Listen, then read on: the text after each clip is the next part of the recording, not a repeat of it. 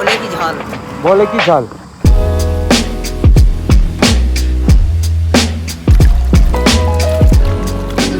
Nice to meet you. Same, yeah. I'll take it. ആ ഒരു ഭാഗത്തായിട്ട് ആൾക്കാർ ക്യാമ്പിംഗ് ഒക്കെ ചെയ്യുന്നുണ്ട് കേട്ടോ. ടെൻ്റൊക്കെ അടിച്ച് അവിടെ താമസിക്കുന്നുണ്ട്. അപ്പോൾ ദേ നേരെ ഹിമാലയത്തിലേക്ക് ഗ്രേറ്റർ നോയിഡ, സൂരജ്പൂർ, ദാദ്രി എന്നൊക്കെ എഴുതിയിട്ടുണ്ട്.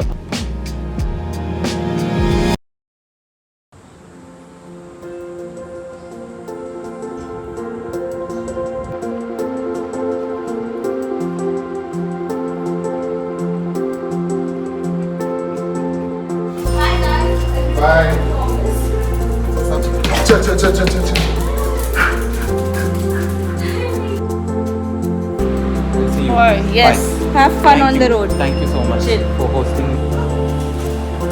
Bye. Bye. Okay. ഹായ്, നമ്മൾ യാത്ര പോവാണ്, ഹിമാലയത്തിലേക്ക് പോവാണ്. അപ്പോൾ അതേ വണ്ടിക്ക് കാര്യങ്ങളൊക്കെ സെറ്റ് ആയിട്ടുണ്ട് കേട്ടോ. വണ്ടിയുടെ പുറകിൽ ലഗേജും കാര്യങ്ങളൊക്കെ കെട്ടി വെച്ചു. ഈ ഒരു ബാഗ് ഞാൻ ഉദ്ദേശിച്ച പോലെ അങ്ങോട്ട് വന്നില്ല. ഞാനത് പുറകിലിട്ട് കഴിഞ്ഞാൽ എനിക്കിവിടെ സമാധാനമായിട്ട് ഇതിൻ്റെ മുകളിൽ ഇരിക്കുന്നൊക്കെ വിചാരിച്ചത്. പക്ഷേ പുറകിലിടുന്ന ബാഗ് അതിൻ്റെ പിന്നെ മുകളിൽ കെട്ടി വെച്ചു. ബഞ്ചിക്കോട് ഭാഗത്തിന് എക്സ്ട്രാ എടുത്തിട്ടുണ്ടായിരുന്നു. അപ്പോൾ അതെടുത്തിട്ട് കെട്ടി വെച്ചു. നമ്മുടെ ടോപ്പ് ബോക്സിൻ്റെ അകത്ത് വേണ്ട കുറേ സാധനങ്ങളൊക്കെ നിറച്ചു. ഇത് വലിയൊരു 2.5 ലിറ്ററിൻ്റെ വെള്ളത്തിൻ്റെ ഒരു കുപ്പി, പിന്നെ ഗോപ്രോൻ്റെ ആക്സസറീസ്, പിന്നെ ഒരു എന്താ പറയുക പാത്രങ്ങൾ, ടിഷ്യൂ, ഗ്ലൗസ്, അത് പറഞ്ഞപ്പോൾ ഗ്ലൗസ് എടുക്കണം, പിന്നെ റെയിൻ കോട്ട്, വണ്ടിയുടെ പഞ്ചർ കിറ്റ്, മറ്റേ എയർ പ്രഷറിൻ്റെ സാധനങ്ങൾ, ഇതൊക്കെ വഴിയെ കാണിച്ചു തരാം കേട്ടോ. ചൂടെന്ന് പറഞ്ഞിട്ടുണ്ടല്ലോ അൾട്രാ ചൂട്. രാവിലെ ഒരു 7 മണി 8 മണിക്ക് ഇറങ്ങണം എന്ന് വിചാരിച്ചാണ്. കുറേ കാര്യങ്ങളൊക്കെ ചെയ്ത് ഇപ്പോൾ സമയം 12 മണി. ബൈക്ക് ഓടിച്ച് UP കൂടെ പോകാൻ പറ്റിയ ടൈം. രാവിലെ ജോർജൊക്കെ പോയി, നേരത്തെ പോയി നമിഷ്ത ജോലിക്ക് കയറി. അപ്പോൾ അവരുടെ അടുത്തൊക്കെ യാത്രയൊക്കെ പറഞ്ഞ് കുറേ നേരം ഇവിടെ വന്ന് നിൽക്കണം കേട്ടോ. കുറേ നേരം എടുത്തു ഈ സംഭവമൊക്കെ കെട്ടിയെടുക്കാൻ. ഫസ്റ്റത്തെ നമുക്ക് ആ ഒരു ഇതുണ്ടാവുമല്ലോ. അപ്പോൾ നമ്മളിതേ പതുക്കെ ഇന്ന് ഹരിദ്വാറിലേക്ക് പോകാൻ കേട്ടോ. സബ് ഹിമാലയാസിലേക്ക് കയറുകയാണ്. ഏകദേശം ഒരു 4-5 മണിക്കൂറിൻ്റെ ഡ്രൈവ് ഉണ്ട്. എത്ര കിലോമീറ്ററാണ് ഞാൻ നോക്കിയിട്ടില്ല, അതൊക്കെ നോക്കാം. പതുക്കെ യാത്ര തുടങ്ങാം. നമുക്ക് ആദ്യം പോയിട്ട് ഇത്തിരി പെട്രോൾ അടിക്കണം. UP നിന്ന് പെട്രോൾ അടിക്കായിരിക്കും നല്ലത്. വെറുതെ ഹിമാലയത്തിലേക്ക് പോകുമ്പോൾ തന്നെ സന്തോഷമാണ്. അപ്പോൾ ബൈക്കും കൊണ്ട് പോകുമ്പോൾ ഒരു സന്തോഷം ഒന്ന് ആലോചിച്ച് നോക്കി. അപ്പോൾ ഞാനെന്തേ എൻ്റെ ഡോമിക്കുട്ടനും കൂടി അടുത്ത ഒരു 10, 50, 60 ദിവസം എന്തേ ഹിമാലയ സാനുക്കളിൽ പറന്ന് നടക്കുന്നുണ്ടാവും കേട്ടോ. ഭയങ്കര എക്സൈറ്റ്മെൻ്റ് ആണ്. കുറേ നാളായിട്ട് വിചാരിക്കുകയാണ് ഇങ്ങനെ ഒരു യാത്ര പോകണമെന്ന്. അപ്പോൾ എന്തായാലും ഇതായത് തുടങ്ങുകയാണ്. അപ്പോൾ എല്ലാവർക്കും ടിൻ പിൻ സ്റ്റോറീസിൻ്റെ ഗ്രേറ്റ് ഹിമാലയൻ റൈഡിലേക്ക് സ്വാഗതം. ഞാൻ Hari. Welcome to Tin Pin stories.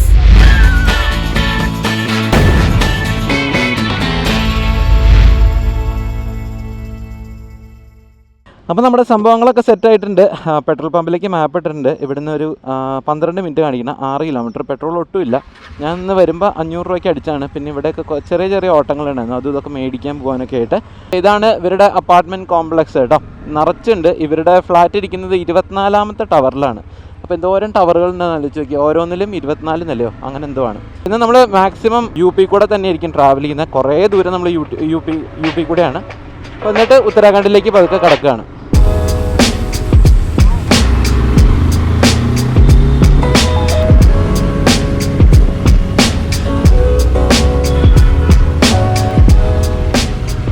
നല്ല തിരക്കാട്ടോ ഇവിടുത്തെ പെട്രോൾ പമ്പിൽ. കുറച്ച് നേരം ഇങ്ങനെ നിൽക്കണു. 2 ലൈൻ അവിടെ ഉണ്ട്, ഇത് ഇവിടെ ഉണ്ട് ലൈൻ. അപ്പോൾ ആൾക്കാരിങ്ങനെ ഇടയിൽ കുത്തിക്കയറ്റാൻ നോക്കുന്നു. നമ്മൾ അതിൻ്റെ ഇടയിൽ ഇങ്ങനെ ഫൈറ്റ് ചെയ്ത് നിൽക്കണം. ഡൽഹിയിൽ വന്നാലും നോയിഡയിൽ വന്നാലും ഒക്കെ തോന്നുന്നൊരു കാര്യമാണ്. അങ്ങനെ സാമർത്ഥ്യം കാണിച്ച് നിന്നില്ലെങ്കിൽ നമ്മൾക്ക് ഇവിടെ ജീവിക്കാൻ പറ്റില്ല. അങ്ങനത്തെ ഒരു സ്ഥലമായിട്ട് എനിക്ക് എപ്പോഴും ഡൽഹി വന്നാൽ തോന്നും. ഫുൾ ടാങ്ക് നിറയ്ക്കാമെന്നാട്ടോ വിചാരിക്കണേ. നമ്മളിപ്പോൾ നിൽക്കുന്ന ഈ പോയിന്റിൽ നിന്ന് 202 കിലോമീറ്ററാണ് ഹരിദ്വാറിലേക്ക് ഞാൻ ഇട്ടേക്കണേ. 3 മണിക്കൂർ 59 മിനിറ്റ്, 4 മണിക്കൂർ എടുക്കും. നമ്മൾ ഈ ഇടയിൽ വീഡിയോ ഒക്കെ എടുത്ത് നിർത്തി പോകുമ്പോൾ ചിലപ്പോൾ ഇതിനൊക്കെ കൂടും. പിന്നെ ഭക്ഷണം കഴിക്കാൻ നിർത്തണം. ഇവിടെ 94 രൂപയാണ് കേട്ടോ പെട്രോളിന് വില. 94 രൂപ 83. ആ ठीक है.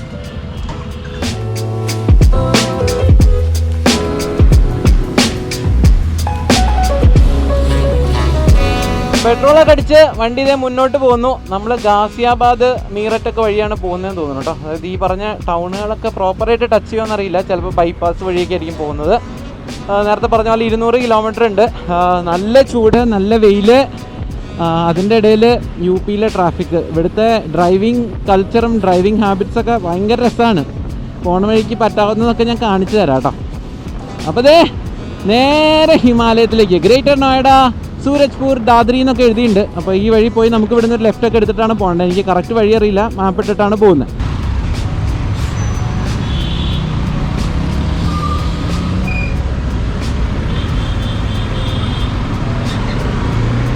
മിക്ക ആൾക്കാരും റോങ് സൈഡാട്ടോ വരണേ. ഈ ഭാഗത്ത് നിന്ന് എത്ര പേരാണെന്നറിയോ, കാറ്, പിന്നെ ഓട്ടോറിക്ഷ, പിന്നെ കാളവണ്ടിയൊക്കെ ആയിട്ട് അവിടെ നിന്ന് ഇങ്ങോട്ട് വരുന്നു. പിന്നെ പെട്ടെന്ന് ഇതേ ഇങ്ങോട്ട് തിരിഞ്ഞു കയറുന്നു. അങ്ങനത്തെ കുറേ കാര്യങ്ങൾ ഈ വഴിയിൽ കാണാം. ഇതേ 2 പോലീസുകാർ പോകണം നോക്കിയേ, 2 പേർക്കും ഹെൽമെറ്റ് ഇല്ല. നല്ല സന്തോഷമായിട്ട് അവർ യാത്ര ചെയ്തുകൊണ്ടിരിക്കുകയാണ്. അപ്പോൾ നമ്മളിതേ ഗാസിയാബാദിൽ നിന്ന് ഒരു ലെഫ്റ്റ് ടേൺ എടുക്കും. ഇപ്പോൾ എനിക്ക് അങ്ങനെ ഒരു 200-300 മീറ്ററിൽ നമുക്കൊരു ലെഫ്റ്റ് ടേൺ എടുത്തു കഴിഞ്ഞാൽ മീററ്റ് റോഡ് ഉണ്ട്. മീററ്റ് റോഡിൽ നേരെ പോയാലാണ് റൂർക്കി, മീററ്റ്, പിന്നെ ഹരിദ്വാർ, ഋഷികേശൊക്കെ പോകുന്നതൊക്കെ ഈ വഴി തന്നെയാണ്. അപ്പോൾ എൻ്റെ ഫോൺ ഇവിടെ ഇരിക്കുന്നുണ്ടായിരുന്നു, മാപ്പ് ഇട്ട് വെച്ചേക്കായിരുന്നു. അതിൻ്റെ അകത്ത് ഫോൺ ഓവർ ഹീറ്റായിട്ട് ഓഫായിപ്പോയി കേട്ടോ. അപ്പോൾ ഞാൻ കുറച്ച് നേരം മുമ്പ് ഒരു 10-15-20 മിനിറ്റ് ഒരു മരത്തിൻ്റെ അടിയിൽ വണ്ടി നിർത്തിയിട്ട് ഫോൺ കേസിൽ നിന്നൊക്കെ ഊരി വെച്ചിട്ടുണ്ടായിരുന്നു. പിന്നെയാണ് ഫോൺ ഓണായത്. ഞാൻ വിചാരിച്ചു അത് അടിച്ചു പോയിന്ന്. ഹൈവേ നിന്ന് ഒരു ലെഫ്റ്റ് തിരിഞ്ഞപ്പോൾ ഉണ്ടല്ലോ സൈഡിലൊരു പുഴ, അതിൻ്റെ അറ്റത്തെ ആൾക്കാർ അവിടെ കുളിച്ചുകൊണ്ടൊക്കെ ഇരിക്കുന്നുണ്ട് കേട്ടോ. അപ്പോൾ ചെറിയൊരു വഴിയാണ്, നേരത്തെ വന്ന പോലത്തെ അല്ല. ഹരിദ്വാർ 162 കിലോമീറ്റർ, ഡെറാഡൂൺ 207 കിലോമീറ്റർ എന്നൊക്കെ എഴുതിയിട്ടുണ്ട്. നിറച്ച് വെള്ളം കേട്ടോ, പുഴയിൽ നിറച്ചും വെള്ളമാണ്. അതിൻ്റെ സൈഡിൽ കൂടെ ഉള്ളൊരു വഴിയാണ്, നല്ല അടിപൊളി വഴിയാണ്. നമുക്കൊന്ന് പതുക്കെ പറപ്പിച്ച് നോക്കാം കേട്ടോ.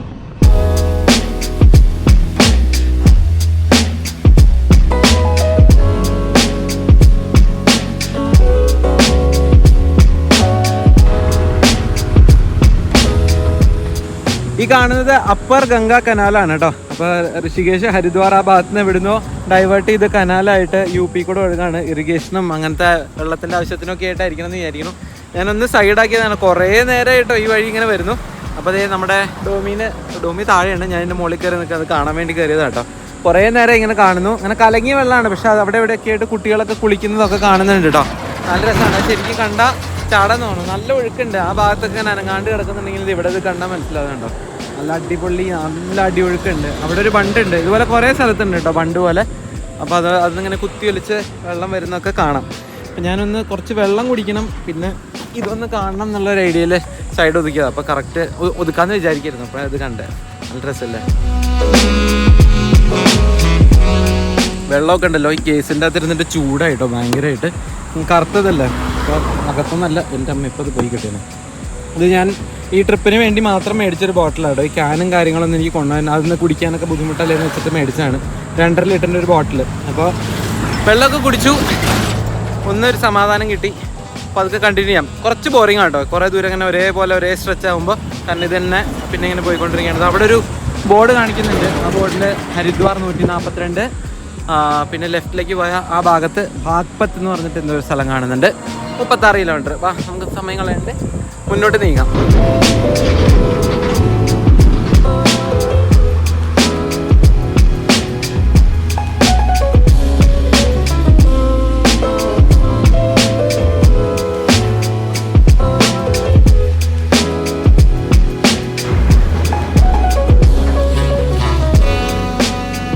ഈ പോകുന്ന വഴിയുണ്ടല്ലോ അവിടെ ഇവിടെയൊക്കെ ആയിട്ട് ഇങ്ങനെ കുട്ടികൾ ഇങ്ങനെ വെള്ളത്തിൽ കളിച്ചുകൊണ്ടിരിക്കുക കേട്ടോ. എന്ത് രസമാണെന്നറിയത് കാണാൻ.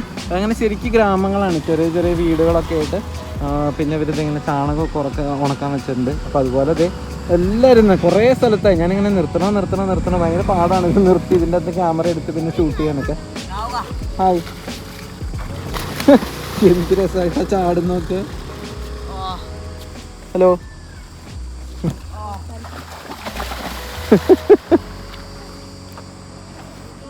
आप जा रहे पानी में जा रहे ചൂടല്ലേ, എല്ലാവരും ഇതുപോലെ വെള്ളത്തിൽ കളിക്കാൻ ഇറങ്ങിയേക്കാണ്. പിള്ളേർ വഴിന്ന് കുറേ ഉണ്ട് കേട്ടോ. എത്ര ഇങ്ങനെ കുറച്ച് മുതിർന്നവരായ കൂടെ ഇതുപോലെ വെള്ളത്തിൽ കളിച്ചുകൊണ്ടിരിക്കുകയാണ്. ഷട്ടക്കൂരി ഇത് ചാടാൻ പോകുന്നു. ഈ गाँव का नाम क्या है भाई? हाँ, भोले की झाल. अच्छा, ये हमेशा पानी ऐसा रहता है? हमेशा रहता है? नहीं, 1 महीने के लिए सूखता है, सफाई होने के लिए. अच्छा, ये गंगा से आता है ना? हाँ, कनाल है. हाँ. मछली है इसमें? हाँ, छोटी छोटी.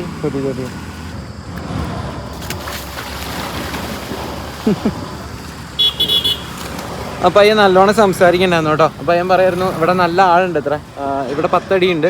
ഇതിൽ നിന്ന് അങ്ങോട്ട് പോയി കഴിഞ്ഞാൽ നേരത്തെ പറഞ്ഞില്ല, ആൾക്കാർ ചാടുന്ന സ്ഥലം അവിടെ 30 അടിയൊക്കെ താഴ്ചയുണ്ട് ഇത്ര.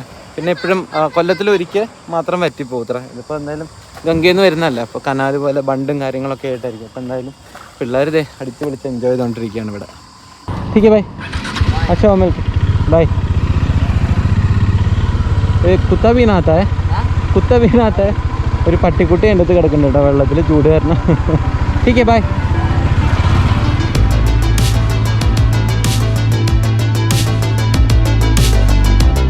ഹരിദ്വാറിൽ ചെന്ന് വൈകുന്നേരത്തെ ഗംഗ ആരതി കാണണമെന്നൊരു ഐഡിയ മനസ്സിൻ്റെ പോക്കറ്റിൽ കുത്തിത്തിരികെയാണ് ഉച്ചയ്ക്ക് നോയിഡ വിട്ടത്. ഗൂഗിൾ ചേട്ടത്തി എന്തൊക്കെയോ കാണിച്ച് ഹൈവേ കയറ്റാതെ ഈ അപ്പർ ഗംഗ കനാലിനോട് ചേർന്ന് 100 കിലോമീറ്റർ കടത്തി വിട്ടതുകൊണ്ടാണോ അതോ ചൂടിൻ്റെ ശക്തി കാരണം പലതവണ നിർത്തി വെള്ളം കുടിച്ച സമയം പോയതുകൊണ്ടാണോ എന്നറിയില്ല. ആരതിയും കഴിഞ്ഞ് പൂജാരിമാർ വീട്ടിലെത്തി രാത്രി കഴിക്കാനുള്ള പരിപ്പ് കറി അടുപ്പത്ത് വെച്ച് 3ാമത്തെ വിസിലടിച്ചപ്പോഴാണ് ഞാൻ ഹരിദ്വാർ എത്തുന്നത്. നാളെ രാവിലെ ഋഷികേശ് പോകാൻ പ്ലാൻ ഉള്ളതുകൊണ്ട് ചേട്ടൻ ബുദ്ധിപൂർവ്വം 30 കിലോമീറ്റർ കൂടി മുന്നോട്ട് ഓടിച്ച് അവിടെ പോയി താമസിക്കാൻ ഒരു ഡോം ബെഡ് ഓൺലൈൻ ബുക്ക് ചെയ്തു. ഇന്ന് വരെ കാണാത്ത തിരക്കാണ് ഋഷികേശിൽ. ട്രാഫിക് എന്ന് പറഞ്ഞാൽ അത്രയും ട്രാഫിക്. 4 കിലോമീറ്റർ 56 മിനിറ്റിൽ കുത്തിത്തിരികെ ഓടിച്ച് ലക്ഷ്മൺ ജൂലയോട് ചേർന്നുള്ള ഹോസ്റ്റലിൽ ചെക്ക് ഇൻ ചെയ്ത് പോത്തുപോലെ ചെന്ന് കിടന്നുറങ്ങി.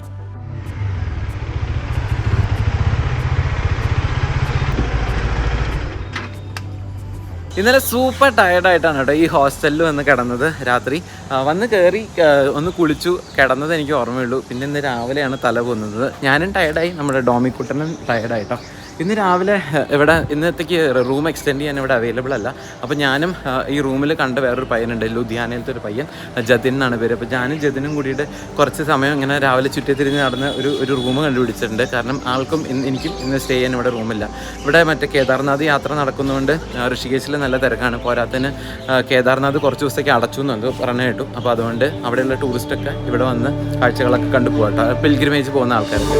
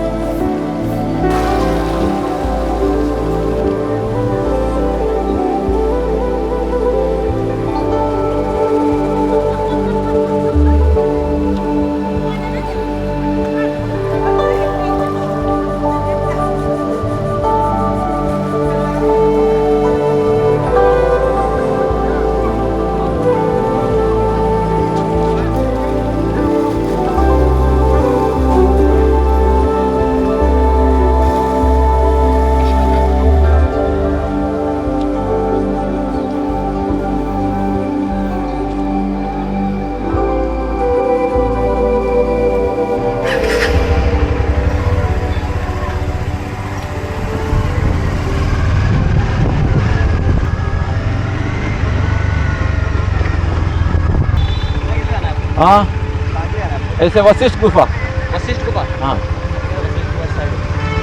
मैप पर जा रहा है। हाँ यहाँ पे नहीं ना, शिवगिरी रोड में। शिवगिरी रोड पे हाँ। तो यहीं से निकल जाओ ना, यहाँ से यहाँ से जाना। हाँ आगे आगे नीलकंठ ब्रिज पड़ेगा, उसे क्रॉस करके जो भी टाइम जाना। ठीक है भाई, താങ്ക് യു. നമ്മളിപ്പോൾ പുതിയതായിട്ട് താമസിക്കുന്ന ഹോം സ്റ്റേയുടെ ഓണറാണ് കേട്ടോ പയ്യൻ. അപ്പോൾ ഞാൻ ഇവിടുന്ന് വസിഷ്ഠ് ഗുഫ എന്ന് പറഞ്ഞിട്ടുള്ള ഇതിലിപ്പോൾ കാണിക്കുന്ന 18 കിലോമീറ്റർ 37 മിനിറ്റ് ഇങ്ങനെ ചുറ്റി പോകാനൊക്കെയാണ് കേട്ടോ. പക്ഷേ ആ പയ്യൻ പറഞ്ഞത് ഇതിലെ പോയി കഴിഞ്ഞാൽ നീൽക്കണ്ഠ് എന്ന് പറഞ്ഞിട്ട് ഒരു ബ്രിഡ്ജ് വരും ഇത്ര. ആ ബ്രിഡ്ജ് ക്രോസ് ചെയ്ത് കഴിഞ്ഞാൽ നമുക്ക് ഈ നമ്മളിപ്പോൾ റിവറിൻ്റെ ഒരു സൈഡിലല്ലേ, അപ്പോൾ മറ്റേ സൈഡിൽ പോയിട്ട് അതിലങ്ങനെ നമ്മൾ ഈ രുദ്രപ്രയാഗൊക്കെ പോകുന്ന റൂട്ടിൽ കുറച്ച് അങ്ങനെ പോയാലാണ് ഈ വസിഷ്ഠ് ഗുഫ എന്ന് പറഞ്ഞിട്ടുള്ള അതൊരു ബേസിക്കലി ഒരു ചെറിയ ഗുഹയുടെ അകത്ത് ഒരു പ്രതിഷ്ഠയോ അങ്ങനെ എന്തോ ആണ്. ബേസിക്കലി ആൾക്കാർ അവിടെ മെഡിറ്റേറ്റ് ചെയ്യാനാണ് പോകുന്നത്.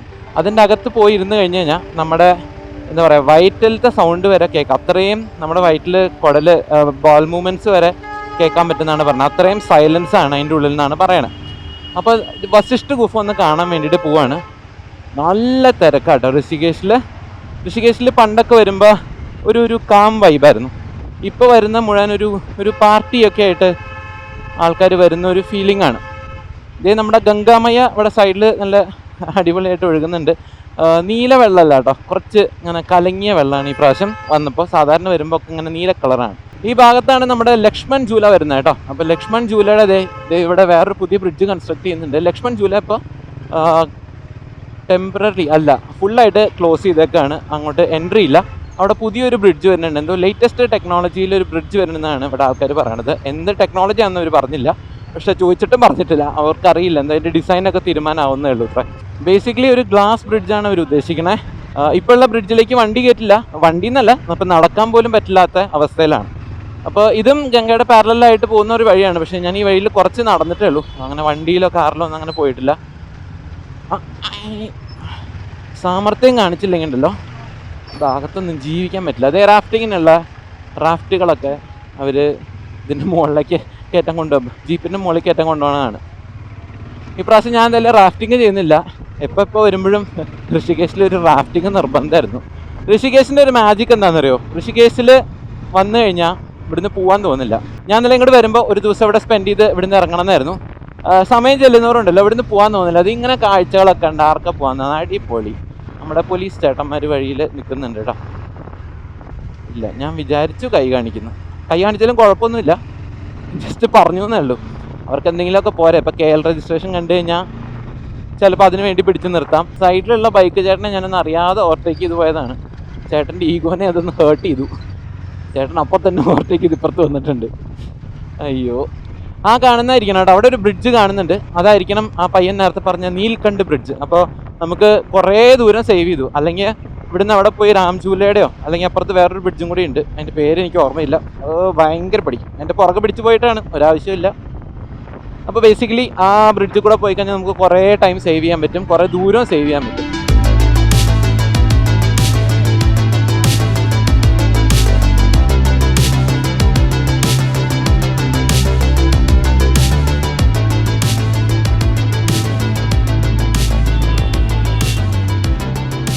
भैया भैया शॉल शॉल.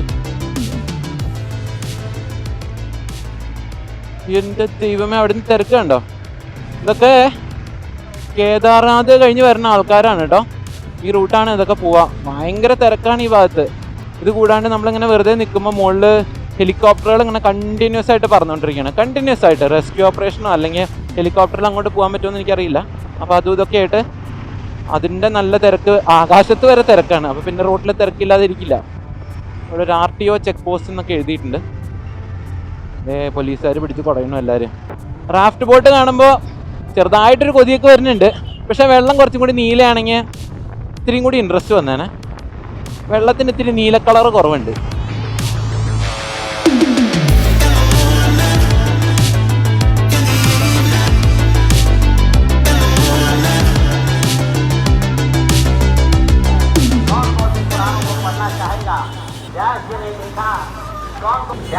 चिंतन कर रहे हैं, संसार की सारी लीला देखिए, संसार वैसे लगा हुआ है, पुराण वैसे पढ़े हुए हैं, किसी को पुराण को देखने की फुर्सत नहीं. ഇതൊരു ആശ്രമമാണ് കേട്ടോ. ആ ആശ്രമത്തിൽ കുറേ സന്യാസിമാർ താമസിക്കുന്നുണ്ട്. ഇവിടെ എന്തോ ഒരു കേരള കണക്ഷനും കൂടി ഉണ്ട്. അത് ഞാൻ അവിടെ പോയി അന്വേഷിച്ചിട്ട് പറയാം. ഞാനത് അവിടെ പോകുന്നത് ആ ഗുഹയുടെ അകത്ത് ഒരു ചെറിയൊരു വെളിച്ചം, ഒരു ചെറിയൊരു തിരി കത്തിച്ച് വെച്ചിട്ടുണ്ടാവും. പിന്നെ അവിടുത്തെ സൈലൻസും കൂടി എക്സ്പീരിയൻസ് ചെയ്യണമെന്ന് വെച്ചിട്ടാണ് കേട്ടോ. ഇത് മോനെ നോക്ക്, ഗംഗ കണ്ടോ ഒഴുകണേ. അവിടെ വൈറ്റ് സാൻഡ് ബീച്ച് പോലെ ഉണ്ട് കേട്ടോ. ഈ ഒരു ഭാഗത്ത് നമുക്ക് അങ്ങോട്ട് പോകാൻ പറ്റുമെങ്കിൽ അങ്ങോട്ട് പോകാം. അപ്പോൾ അതായത് നമുക്ക് ഈ ഒരു റാമ്പ് ഇറങ്ങി ആ ഭാഗത്ത് വേണം. അവിടെയാണ് ആശ്രമത്തിൻ്റെ കാര്യങ്ങളൊക്കെ കാണുന്നത്. ഇവിടെ എന്തൊക്കെയോ പക്ഷികളെയോ അതോ പച്ചക്കറിയോ എന്തോ നട്ട് വെച്ചിട്ടുണ്ട്. കുരങ്ങന്മാർ വരാതിരിക്കാനായിരിക്കും പച്ചക്കറി നട്ടിട്ട് ഗ്രില്ലിട്ടേക്കാം മൊത്തത്തിൽ. നമസ്തേ, അനദർ വ്ളോഗർ. Hi, hello. പച്ചക്കറി നട്ടേക്കാം കേട്ടോ. ശരിക്കും കുരങ്ങന്മാരെ പേടിച്ചിട്ട് തന്നെയാണ് ഇത് ഇട്ടേക്കണം. ഇവിടെ ഒരു കൗ ഷെൽട്ടറൊക്കെ ഉണ്ട് കേട്ടോ. പശുവിനെ നോക്കുന്ന സ്ഥലമൊക്കെ ഉണ്ട്. അപ്പോൾ അതിൻ്റെ കാര്യങ്ങളൊക്കെ അവിടെ എഴുതിയിട്ടുണ്ട്. ആൾക്കാരൊക്കെ അവിടെ ജോലി എടുക്കുന്നു. ഇവിടെ എത്തിയപ്പോൾ തന്നെ നല്ലൊരു സമാധാനം കേട്ടോ. നിറച്ച് കാടും വലിയ പാറയും അതിൻ്റെ സൈഡിൽ നിന്ന് വലിയ ആൽമരങ്ങളൊക്കെ ഇങ്ങനെ അതിൽ നിന്ന് മുളച്ച് വന്നിട്ട് വേരൊക്കെ അതിലേക്ക് ഡീപ്പായിട്ട് ഇറങ്ങി, അങ്ങനത്തെ ഒരു സ്ഥലം. ഹിന്ദു മിത്തോളജി പ്രകാരം സപ്തഋഷികളിൽ ഒരാളായ വസിഷ്ഠ മഹർഷി തൻ്റെ മക്കളുടെ മരണത്തിൽ മനംനൊന്ത് ഗംഗയിൽ ചാടി ആത്മഹത്യ ചെയ്യാൻ ശ്രമിക്കുകയും അതിൽ നിന്ന് രക്ഷപ്പെടുകയും ചെയ്യുന്നു. വിഷമം മറികടക്കാൻ വേറെ മാർഗങ്ങളില്ലാതെ അദ്ദേഹവും ഭാര്യയും വർഷങ്ങളോളം ജീവനെടുക്കാൻ സമ്മതിക്കാത്ത ഗംഗയുടെ തീരത്തുള്ള ഈ ഗുഹയിൽ ധ്യാനത്തിലിരിക്കുകയും പിൽക്കാലത്ത് ഈ ഗുഹ വസിഷ്ഠ ഗുഫ എന്നറിയപ്പെടുകയും ചെയ്യുന്നു. 1928 രാമകൃഷ്ണ മിഷന്റെ ഭാഗമായിരുന്ന ജീവിതത്തിന്റെ വലിയൊരു പങ്ക് കേരളത്തിൽ ജീവിച്ച സ്വാമി പുരുഷോത്തമാനന്ദ അന്നുവരെ പുറം ലോകത്തിന് അധികം അറിയാത്ത ഈ ഗുഹയിൽ വന്ന് മെഡിറ്റേഷൻ ചെയ്യുകയും ഇവിടെ ഒരു ആശ്രമം പണിയുകയും ചെയ്യുന്നു. വല്ലാത്തൊരു കാംനെസ്സാണ് ഈ ആശ്രമ പരിസരത്ത്. ഇന്ന് സ്വാമി പുരുഷോത്തമാനന്ദ ട്രസ്റ്റ് മാനേജ് ചെയ്യുന്ന ഈ ആശ്രമത്തിൽ ഒരുപാട് സാധുക്കൾ സ്ഥിരം താമസക്കാരുമാണ്.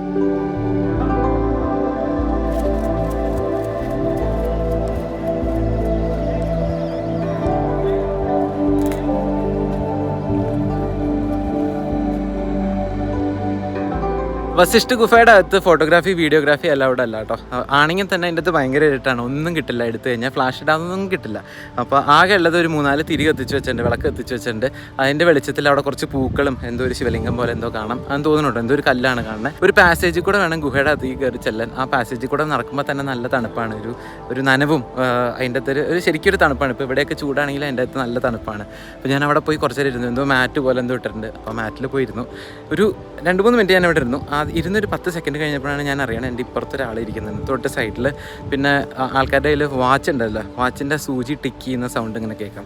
ഈ ബവൽ മൂവ്മെൻറ്റിൻ്റെ സൗണ്ടൊന്നും ഞാൻ കേട്ടില്ല, പക്ഷേ ആ അടുത്തിരിക്കുന്ന ആളുടെ വാച്ചിൻ്റെ സൂചി ഇങ്ങനെ ടിക്ക് ടിക്ക് ടിക്ക് ആ സാധനം അടിക്കുന്നത് കേൾക്കാം. പിന്നെ അവിടെ എവിടെയോ ഇതാണല്ലോ, പാറയാണല്ലോ, ഗുഹയാണല്ലോ, അതിൻ്റെ അകത്ത് ഇങ്ങനെ എവിടെയോ വെള്ളം വീഴുന്നുണ്ട്. അപ്പോൾ അതിങ്ങനെ ആ ഒരു സൗണ്ട് മാത്രം അവിടെ കോൺസെൻട്രേറ്റ് ചെയ്ത് കണ്ണടച്ചിരുന്നാലും ഭയങ്കര സമാധാനമാണ്. വേറെ കുറച്ച് കുട്ടികളൊക്കെ ഇരിക്കുന്നുണ്ടായിരുന്നു, പക്ഷെ നല്ല കുട്ടികളായിരുന്നു, സൗണ്ടൊന്നും ഉണ്ടാക്കാതെ ചെറിയ കുട്ടികളായിരുന്നു, 3 വയസ്സ് 4 വയസ്സ്. അപ്പോൾ ഞാൻ അവിടുന്ന് പതുക്കെ നടന്നിറങ്ങി. അവിടെ ഒരു പട്ടിക്കുട്ടി എനിക്ക് കൂട്ടുണ്ടായിരുന്നു. ഇവിടുത്തെ സാൻഡ് കണ്ടോ, ശരിക്കും വൈറ്റ് സാൻഡ്, ഇതാണ് നല്ല പൊടി പോലെ മണലാണ് കേട്ടോ. വസിഷ്ഠ ഗുഹ കൂടാതെ ഇവിടെ സൈഡിൽ അരുന്ധതി ഗുഹ എന്ന് പറഞ്ഞിട്ടൊരു ഇതുണ്ട് കേട്ടോ. നമ്മുടെ ഗുഹ തന്നെയാണ് ഇവർ ഉദ്ദേശിക്കുന്നത്. അപ്പോൾ അരുന്ധതി ഗുഹ ഈ ഭാഗത്താണ് ആരോ ഇട്ടേക്കണേ. നമുക്ക് കുറച്ചും കൂടി നടന്നു നോക്കാം എന്താണ് അരുന്ധതി ഗുഹ എന്ന് പോയി നോക്കാം. ആ ഒരു ഭാഗത്തായിട്ട് ആൾക്കാർ ക്യാമ്പിംഗ് ഒക്കെ ചെയ്യുന്നുണ്ട് കേട്ടോ. ടെൻ്റൊക്കെ അടിച്ച് അവിടെ താമസിക്കുന്നുണ്ട്. എൻ്റെ അറിവിൽ ഗംഗയുടെ തീരത്ത് ക്യാമ്പ് ചെയ്യാൻ പാടില്ല എന്നാണ്. എപ്പോഴും അതിനു മുമ്പ് നോക്കിയപ്പോൾ ആരും എൻ്റെ അടുത്ത് പറഞ്ഞിട്ടുണ്ട് ഗംഗയുടെ തീരത്ത് ക്യാമ്പിംഗ് അലൗഡ് അല്ലാന്ന്. അതായത് ഡെഡിക്കേറ്റഡ് സ്പോട്ടുകൾ ഇങ്ങനെ കമ്പനിയൊക്കെ രജിസ്റ്റേർഡ് ആണെങ്കിൽ പറ്റുമെന്ന് തോന്നുന്നു. അല്ലാതെ ഇപ്പോൾ നമ്മളിപ്പോൾ ടെൻറ്റും ആയിട്ട് പോയി കഴിഞ്ഞാൽ ചെയ്യാൻ പാടില്ല എന്ന് തോന്നുന്നു. പക്ഷെ ആൾക്കാർ ചെയ്യുന്നുണ്ട്.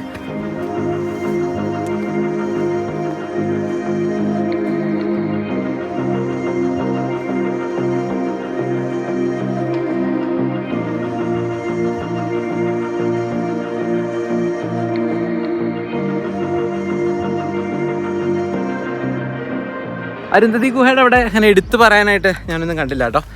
അങ്ങനെ ഫാസിനേറ്റിംഗ് ആയിട്ട് അതിൻ്റെ അകത്തൊന്നും തോന്നിയില്ല. മറ്റേത് എനിക്ക് ഭയങ്കരമായിട്ട് തോന്നി. എനിക്ക് വല്ലാത്തൊരു ഇത് തോന്നി അതിൻ്റെ അകത്ത് കയറിയപ്പോൾ ഒരു ഫീലിംഗ്. അതിൻ്റെ അകത്ത് ഇരുന്ന് മെഡിറ്റേറ്റ് ഒക്കെ ചെയ്യണവർക്കും ഒക്കെ ഭയങ്കര രസമായിരിക്കും. ആകെ നമ്മുടെ ആ പട്ടിക്കുട്ടി ഉണ്ടെന്നില്ലേ, അത് പുറത്തുനിന്ന് കുരയ്ക്കുന്നുണ്ടായിരുന്നു.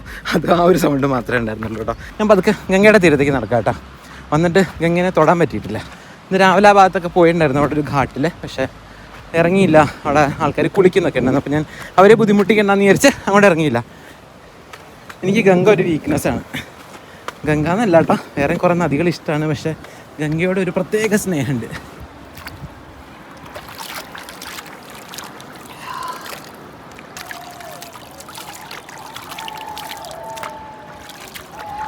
മുഖം കഴുകിയിട്ടും മതിയാവണില്ല. ഭയങ്കര ഹ്യൂമിഡിറ്റിയാണ്. അപ്പോൾ വെള്ളത്തിന് നല്ല തണുപ്പുണ്ട്. മഞ്ഞക്കുരുക്കി വരുമല്ലേ, നല്ല തണുപ്പുണ്ട്. പക്ഷേ ഇറങ്ങി നിൽക്കാം, അങ്ങനെ കുളിക്കാം എന്നൊക്കെ ഉള്ള ഒരു ഫീലാണ് കേട്ടോ. ഞാനവിടെ ഋഷികേശിൽ വേറൊരു ഘാട്ട് കണ്ടുവച്ചിട്ടുണ്ട്, ഒരു സ്ഥലമുണ്ട് കുളിക്കാനുള്ളത്. പറ്റുകയാണെങ്കിൽ നമുക്ക് നാളെയൊക്കെ പോയിട്ട് കുളിക്കാം കേട്ടോ. അങ്ങനെ വിചാരിക്കണു. ഇറങ്ങാൻ പറ്റുമോയെന്ന് അറിയില്ല, റിസ്ക് ആണെന്നും അറിയില്ല, എനിക്ക് അങ്ങനെ നീന്താനൊന്നും അറിയില്ല. ഈ പ്രാവശ്യം പക്ഷേ ഭയങ്കര ഒഴുക്ക് തോന്നുന്നുണ്ട് കേട്ടോ. സാധാരണ വരുമ്പോൾ ഒഴുക്ക് തോന്നാറുണ്ട്, പക്ഷേ ഈ പ്രാവശ്യത്തെ കുറച്ച് കൂടുതലായിട്ട് തോന്നുന്നു. വെള്ളം കൂടിയ പോലെ തോന്നുന്നുണ്ട് എനിക്ക്.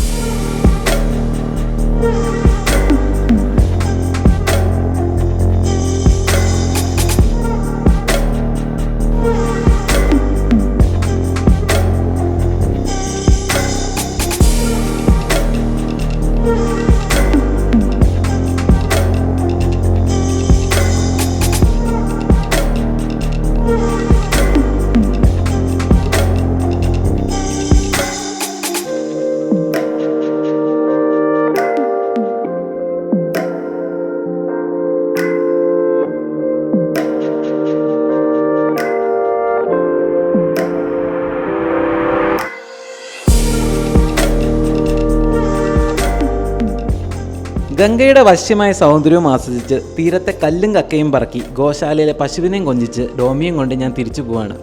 അസ്തമിക്കാറായ സൂര്യൻ്റെ കമ്പനിയിൽ തിരിച്ച് ഋഷികേശിലേക്ക് എത്തി വണ്ടി പാർക്ക് ചെയ്തു.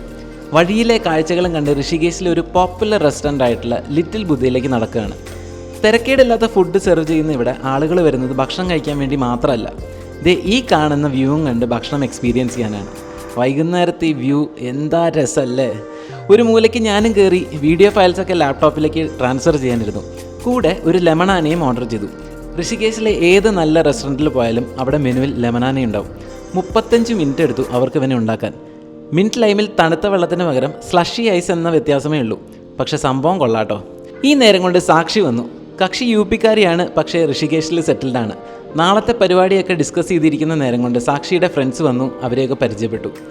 ഞാനും ഇവരും തമ്മിൽ എന്താ ബന്ധം, ഇവരൊക്കെ എന്തിനാ പരിചയപ്പെടണേ, നാളെ എന്താ പരിപാടി, ഇതിനൊക്കെ ഉത്തരം അറിയണമെങ്കിൽ മറക്കാതെ കാണുക ടിൻ പിൻ സ്റ്റോറീസിൻ്റെ വരാനിരിക്കുന്ന ഗ്രേറ്റ് ഹിമാലയൻ റൈഡിൻ്റെ എപ്പിസോഡ് 2. അടുത്ത വീഡിയോയിൽ വീണ്ടും സന്ധിക്കും വരെ എല്ലാവർക്കും വണക്കം.